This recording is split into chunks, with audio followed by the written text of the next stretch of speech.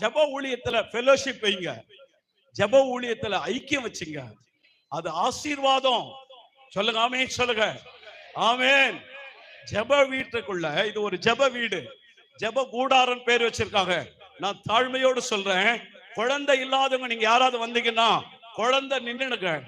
கை வச்செல்லாம் யாரும் ஜெபம் பண்ண வேண்டாம், ஜெப எண்ணெய் கொடுக்க வேண்டாம், தீர்க்கதரிசி வர வேண்டாம், அதுக்காக ஒரு தீர்க்கதரிசி வர வேண்டாம். உனக்கு கை வச்சு தீர்க்கதரிசனம் அடுத்த வருஷம், ஆமா அடுத்த வருஷம் உற்போ கால திட்டத்துல உனக்கு ஒரு குழந்தை பிறக்கணும் யாரும் சொல்ல வேண்டாம். உனக்கு ஆமை தடைகள் மாறும், திருமணங்கள் வரும், உன் வீடு கட்டப்படும். எந்த தீர்க்கதரிசி இதுக்கெல்லாம் வேண்டாம்.